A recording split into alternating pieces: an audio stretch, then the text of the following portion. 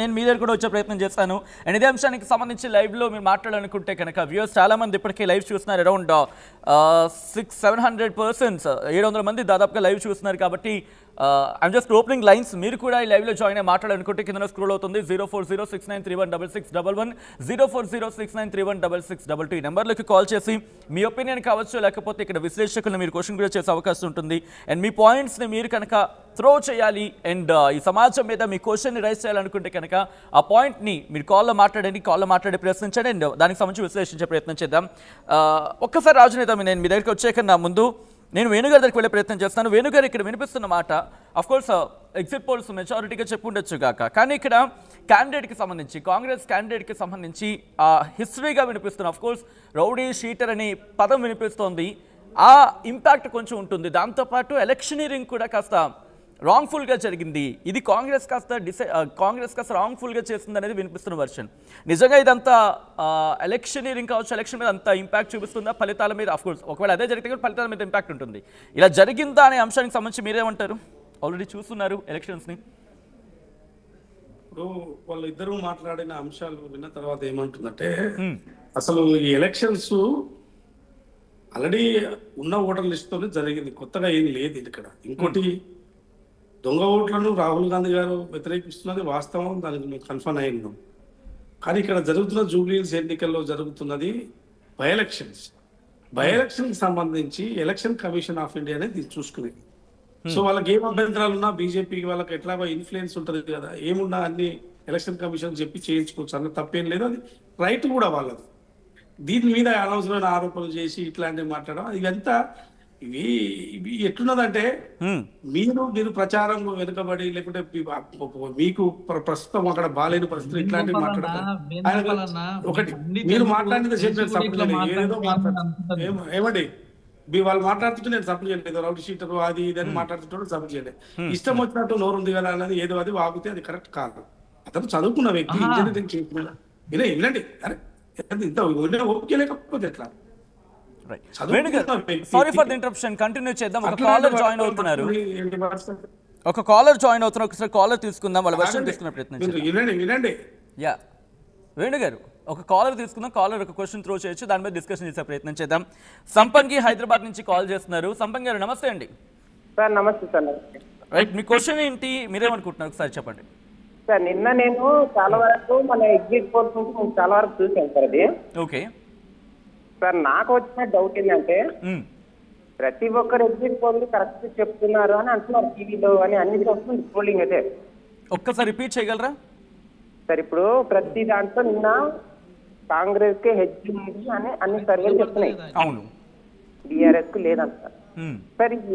ఈ exit poll చేసిన వ్యక్తి కరెక్ట్ గానే ఓటర్ని కరెక్ట్ గానే వాళ్ళు అడిగిన సమాధానం ఏ పలాని పార్టీ చేశారు అని, కానీ చెప్పకపోవచ్చు కదా. అది ఏంటంటే సార్ అంటే ఇప్పుడు అక్కడ వ్యాపారం చేసే వాళ్ళు ఉన్నారు, కూలి పని చేసే వాళ్ళు ఉన్నారు, చిన్ని కార్మికులు ఉన్నారు, అందరు ఉన్నారు. ఇప్పుడు ఒకవేళ సార్ బీజేపీకి ఓటేసి నేను కాంగ్రెస్ చేసిన అని చెప్పొచ్చు కదా. అది కూడా కరెక్ట్ కదా సార్. అది కూడా కరెక్ట్ కదా సార్. నేను బీఆర్ఎస్ కేసు కూడా కాంగ్రెస్ కేసు కూడా బీఆర్ఎస్ కేసు కూడా అనొచ్చు పబ్లిక్. ఓకే, సో మీరు ఏం అడగాలనుకుంటున్నారు సంపంగి గారు? సార్ ఈ ఎగ్జిట్ పోల్ అనేది కరెక్టేనా అని నా డౌట్ సార్. అది okay, right. Thank you so much సంపంగి, కాల్ చేసినందుకు. కంటిన్యూ చేద్దాం, దీని గురించి ఆల్రెడీ మనం డిస్కషన్ చేస్తాం, మధ్య కూడా ఒకసారి డిస్కషన్ చేసే ప్రయత్నం చేద్దాం. వేణు గారు ప్లీజ్ కంటిన్యూ అండి. దగ్గర పాయింట్ చెప్తే మీరు కంటిన్యూ చేస్తున్నారు, ప్లీజ్ కంటిన్యూ అండి. వేణు గారు ప్లీజ్ కంటిన్యూ. ఓకే, ఇప్పుడు ఇష్టం వచ్చినట్టు మాట్లాడడం కరెక్ట్ కాదు. ఇప్పుడు వాళ్ళు అంత గతంలో మరి కేసీఆర్ గారితో ఉన్నప్పుడు మళ్ళీ అప్పుడు రౌడీ షీటర్ గా కనపడలేదా? ఆ పార్టీలో కూడా ఉన్నారు కదా. ఏది పడితే అది మాట్లాడడం కరెక్ట్ కాదు. సో ఎన్నికల్లో 2-3 అభ్యర్థులు దిగారు, మిగతా ఇండిపెండెంట్లు కూడా ఉన్నారు. సో ప్రజలు ఎవరిని ఎన్నుకోవాలా ఏంటి అనేది ప్రజలు డిసైడ్ చేసుకుంటారు. ఓకే, ఎగ్జిట్ పోల్స్ లేకపోతే ఒపీనియన్ పోల్స్, ముందు ఎన్నికల కన్నా ముందు ఒపీనియన్ పోల్స్ రకరకాలుగా వచ్చేటివి వస్తుంటాయి. ప్రజలు అల్టిమేట్ గా నిర్ణయం తీసుకుంటారు. సో నేను ఈ ఎగ్జిట్ పోల్స్ కానీ ఒపీనియన్ పోల్స్ కానీ అవి ఎట్లున్నాయి ఏంటి అనే దాన్ని పక్కన పెడితే ఇవాళ 3 సంవత్సరాలు ఇంకా ప్రభుత్వం ఉన్నది కాబట్టి ఈ 3 సంవత్సరాల్లో ప్రభుత్వం సంబంధించిన అభ్యర్థి ఉంటే అభివృద్ధి జరుగుతుందని జనరల్ గా కూడా ప్రజలు ఆలోచిస్తారు కదా. ఇది కామన్ కదా. బట్ ఇక్కడ వినిపిస్తున్న వర్షన్ వేణు గారు ఇటు క్యాండిడేట్ కి ఉన్న రౌడీ షీటో లేకపోతే రౌడీ అని ఒక ముద్ర లేకపోతే మీరు అంతా అనడానికి మీరు ఎవరు మాట్లాడడానికి అవన్నీ ఏంటి? మీకు ఏం హక్కు ఉన్నది? మీకు ఏం రైట్ ఉన్నది ఇష్టం వచ్చినట్టు మాట్లాడడానికి? ఏం రైట్ ఉన్నది? ఏమన్నా జడ్జిమెంట్ ఇచ్చారా మీరు? ఏమన్నా వాళ్ళు ఇష్టం వచ్చి మాట్లాడడానికి ఏమైనా హైకోర్టు జడ్జి సుప్రీంకోర్టు జడ్జి ఏమన్నా జడ్జిమెంట్ ఇచ్చారా? వాళ్ళు ఏమన్నా రౌడీ షీటర్లని ఏం మాట్లాడతారు? అది చదువుకున్న వ్యక్తిని పట్టుకొని, ఒక బీటెక్ చేసిన అభ్యర్థిని పట్టుకొని మీరు ఏది పడితే అది చర్చ పెట్టడమే కరెక్ట్ కాదు, మాట్లాడడమే కరెక్ట్ కాదు. ఆ మాట్లాడిన పార్టీలో కూడా ఉన్నారు కదా, బీఆర్ఎస్ పార్టీలో కూడా ఉన్నారు, గతంలో బీఆర్ఎస్ పార్టీలో కూడా ఉన్నారు కదా. పౌరులకు ఏం హక్కు ఉందని అంటున్నారు కదా. నీకేం హక్కున్నది అంటున్నా? పౌరులకు ఎందుకు బైండ్ ఓవర్ నీకేం హక్కున్నది? దాని ఎటు నీ ఇష్టం వచ్చాడు ఎవరు పట్టి బైండ్ ఓవర్ చేసారు? మీకు కానీ ఆయనకు కానీ మాట్లాడే వాళ్ళకి నీకేం హక్కు ఉంది? నీకేం హక్కు ఉంది? ఎవరికి? నీకు. ఆయన రౌడీ షీటర్ అని చిన్న శ్రీశైలం యాదవ్ ని బైండ్ ఓవర్ చేసి బీఆర్ఎస్ పార్టీలో కూడా ఉన్నాడు. ఏ పార్టీలో ఉండనియండి, ఆయన రౌడీ షీటా కాదా? రౌడీ షీట్ చరిత్ర రౌడీ షీట్ అది కాదండి. ఒక ఫ్యామిలీకి మంచి చరిత్ర ఉంటే మంచిది లెగసీ వస్తుంది, రౌడీ షీట్ చరిత్ర ఉంటే రౌడీ షీట్ చరిత్ర వస్తుంది, లెగసీ రాకుండా మీరెందుకు అంత ఆవేశపడుతున్నారు?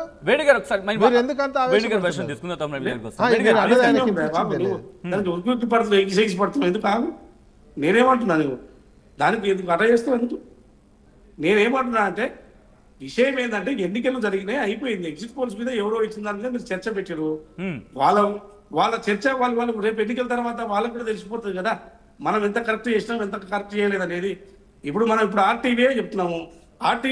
ఆర్టీవీకి సంబంధించిన రవిప్రకాష్ గారు కూడా చెప్పారు కదా, 4% రాబోతున్నది, మాకున్న అంచనా మా ప్రకారం ఉండబోతున్నది. సీనియర్ జర్నలిస్టు, చాలా అనుభవం ఉన్న వ్యక్తి రవిప్రకాష్ గారు. సో వాళ్ళు కూడా చెప్పారు కదా. సో కాబట్టి రవిప్రకాష్ గారు చెప్పింది నేను ఎగ్జిట్ పోల్ గా భావించాను, కానీ ఆయనకున్న అనుభవంతో చెప్పింటాడు. మొత్తం ఆయన అనుభవం ఇవన్నీ కలిసి మొత్తం టోటల్ గా ఏం జరిగిందనేది చెప్పింటాడు.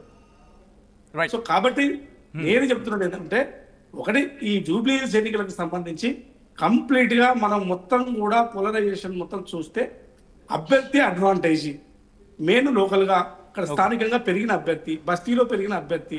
అరే బస్తీలో ఉన్న వాళ్ళంతా రౌడీ షీటర్లు అంటే ఎట్లా? బస్తీలో నుంచి పెరిగి వచ్చిన వాళ్ళంతా రౌడీ షీటర్లు అంటే ఎట్లా?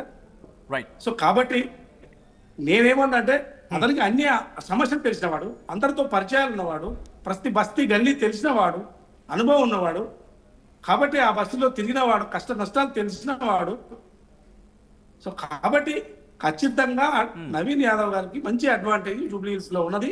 20,000 మెజార్టీకి తగ్గదని నా యొక్క అంచనా.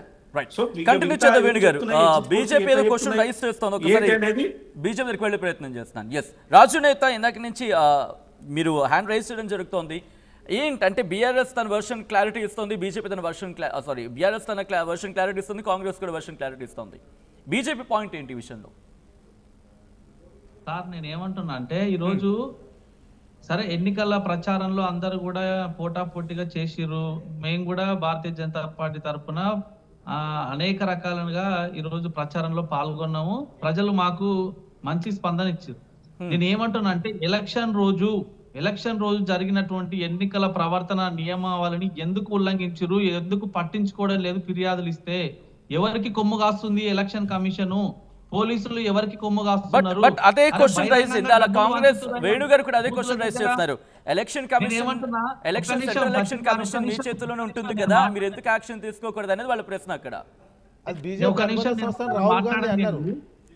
నేనేమంటున్నా, ఈ రోజు భారతీయ జనతా పార్టీ నాయకులు పోలింగ్ బూత్ల దగ్గర ఎలక్షన్ ఏజెంట్ గా కూర్చుంటేనేమో వాళ్లకు అడ్డంకులు సృష్టించే ప్రయత్నం చేస్తారు.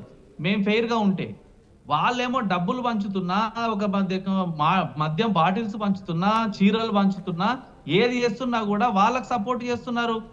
దీని మీదనే కదా నిన్న మొత్తం అంతా పొద్దు నుంచి సాయంత్రం వరకు రచ్చ అయింది. షేక్పేట, బోరబండ ఈ ప్రాంతాలలో ఎక్కడ ఫ్రీగా జరిగింది ఎలక్షన్.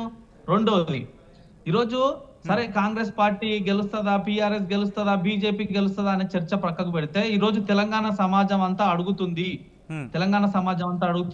23 నెలలు అయిపోయింది. ఇప్పటికే అటు నిరుద్యోగులు ఇటు Right. యువత అంటే అది మళ్ళీ ఆ discussion నుంచి కొంచెం yes. దాని గురించి మనం మాట్లాడదాం. బట్ ఇప్పుడు దీనికి సంబంధించి కన్ఫైన్ అయ్యే ప్రయత్నం చేద్దాం రాజు నేత. అంటుంది ఏంటంటే కాంగ్రెస్ సెంట్రల్ ఎలక్షన్ కమిషన్ అంటే సిఈసి కూడా సిఈసికి సంబంధించి ప్లీజ్ సిఈసికి మీరు ఫిర్యాదు చేసే అవకాశం ఉంటుంది. సెంట్రల్లో మీరు పవర్లో ఉన్నారు, మీరు చెప్తే ఇక్కడ యాక్షన్లోకి దిగే అవకాశం లేకపోతే కాస్త మీకు సపోర్ట్గా ఉంటుంది కాబట్టి ఎందుకు ఆ పని చేయట్లేదు అనేది కాంగ్రెస్ రైస్ చేస్తుంది క్వశ్చన్ని. 100% మేము పోతామండి ఎలక్షన్ కమిషన్ కు ఫిర్యాదు చేస్తాము. ఎవరెవరైతే నిన్న ఇక ఎలక్షన్ కోడ్ ను ఉల్లంఘించారో, ఎవరెవరైతే డబ్బులు పంచారో ఆ వీడియోలు ఉన్నాయి, వీడియో ఫుటేజ్లు ఉన్నాయి, అవన్నీ కూడా పెడతాం. అని నేను ఏమంటున్నా అంటే ఈరోజు ఒక విషయం ఇంత చేసిరు కదా కాంగ్రెస్ పార్టీ ఈ ప్రభుత్వాన్ని నేను ప్రశ్నిస్తున్నా. 1951 నుంచి ఎలక్షన్ లో ఈ రోజు ఒకసారి పరిశీలన చేస్తే ఎప్పుడు కూడా జూబ్లీస్ అనేది హైదరాబాద్ నడిబొడ్డులో ఉంటుంది. ఎప్పుడు కూడా 47-48% కంటే ఓటింగ్ పర్సెంటేజ్ పెరుగుతలేదు. దాని మీద ఎక్కడైనా ప్రచారం చేసి వీళ్ళు కనీసం ఓట్లు ఎక్కువ వేపియాలి ఎలక్షన్ కమిషన్ తరఫున గానీ లేకపోతే గవర్నమెంట్ ఆఫ్ తెలంగాణ తరఫున గానీ ఓటింగ్ పర్సెంటేజ్ పెరగాలి, చదువుకున్న వాళ్ళు ఉండేటువంటి ప్రాంతం ఇది జూబ్లీస్. అందరూ సినిమా ఇండస్ట్రీకి సంబంధించిన వాళ్ళు ఎక్కువ ఉంటారు. ఎందుకు మరి ఓటింగ్ పర్సెంటేజ్ పెరగాలనేటువంటి ప్రయత్నం చేయలేదు? రెండోది, వీళ్ళు ఎలక్షన్ ప్రచారంలో మీరు గమనించండి సచిన్ గారు, విచిత్రమైన పరిస్థితి ఏంటంటే డే వన్ నుంచి రెండు పార్టీలు అటు కాంగ్రెస్ కానీ ఇటు టిఆర్ఎస్ కానీ కేవలం రాజకీయాల కోసం డ్రామాలు ఆడిరు, రాజకీయాల కోసం మోసపూరిత హామీలు ఇచ్చే ప్రయత్నం చేసిరు తప్ప మేము గెలిస్తే జూబ్లీహిల్స్ నియోజకవర్గంలో ఈ పొంగుతున్న నాలాలను బాగు చేస్తామనో లేకపోతే జూబ్లీహిల్స్ అంటే ఓన్లీ దగదగ మెరిసే బిల్డింగ్లు పెద్ద పెద్ద ఎత్తున ఉండే బిల్డింగ్లతో పాటు మురికి వాడలు ఉన్నాయి, పేద బడుగు బలహీన వర్గాలు ఇక్కడ నివసిస్తున్నారు, వాళ్లకు మేము పక్కా ఇల్లు కట్టిస్తామనో ఎక్కడ కూడా ప్రచారంలో చెప్పలేదు. వాళ్ళు చెప్పకపోయినా అంటే అనేక అంశాలను ఇప్పటికే ప్రస్తావించున్నాం, మాట్లాడున్నాం. సో ఇవన్నిటిని ఆల్రెడీ చూసారు. బట్ ఇవన్నీ చూసిన తర్వాత ఒకవేళ మీరన్న పాయింట్స్ కింద కన్సిడర్ అనుకుంటే కాంగ్రెస్ ఎగ్జిట్ పోల్స్ ఫలితే ఎగ్జాక్ట్ పోల్ ఫలితే అనుకుందాం ఫర్ ఇన్స్టెన్స్. అలా అనుకుంటే ఎందుకు మరి కాంగ్రెస్ వైపు వెళ్ళారు అనుకోవాలి? ఒక చిన్న ఎగ్జాంపుల్ చెప్తా సచిన్ గారు, చిన్న ఎగ్జాంపుల్. మన యూసుఫ్ కూడా డివిజన్ లో ప్రచారానికి పోయినప్పుడు ఒక దగ్గర వాళ్ళ ఇంట్లో పెద్దలతో పాటు పిల్లలందరూ కూడా ఇంట్లోనే ఉన్నారు. ఆ రోజు వర్కింగ్ డే ఇంట్లో పిల్లలు ఉంటే మేమందరం పోయినప్పుడు ప్రచారానికి ఏంది మీ పిల్లలందరూ ఈరోజు స్కూళ్లకు కాలేజీలకు పోకుండా ఇంట్లోనే ఉన్నారు ఏందని అడిగితే ఆ రోజు సోమవారం నుంచి ఏదైతే ఇంజనీరింగ్ కాలేజీలు ప్రైవేట్ జూనియర్ డిగ్రీ కాలేజీలు సమ్మెకి పిలుపునిచ్చినాయంట. పిల్లలే మాకు చెప్తున్నారు, సార్ మాకు స్కాలర్షిప్లు ఫీజు రియంబర్స్మెంట్లు ఇస్తలేదు గవర్నమెంట్, మా కాలేజీ యాజమాన్యాలన్నీ గేట్లకు తాళాలు వేసినాయి, అందుకనే మేము పోతలేం సార్ ఇంట్లోనే ఉన్నామని పిల్లలు మాకు చెప్పిరు. అంటే ఏ రకంగా ఈ రోజు తెలంగాణ రాష్ట్రంలో పరిపాలన జరుగుతుందో విద్యార్థులను యువతను అంటే ఈ పాయింట్స్ ని కూడా ఒక ఓటర్ గా వాళ్ళ తల్లిదండ్రులు కావచ్చు వాటిని చూసారా?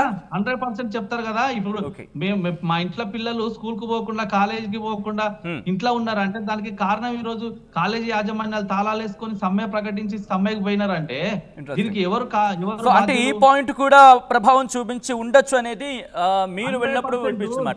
కంటిన్యూ చేద్దాం రాజు నేత గారు. అసలైన తొలి వెలుగు. ఫాలో వాట్సాప్ @తొలి వెలుగు official.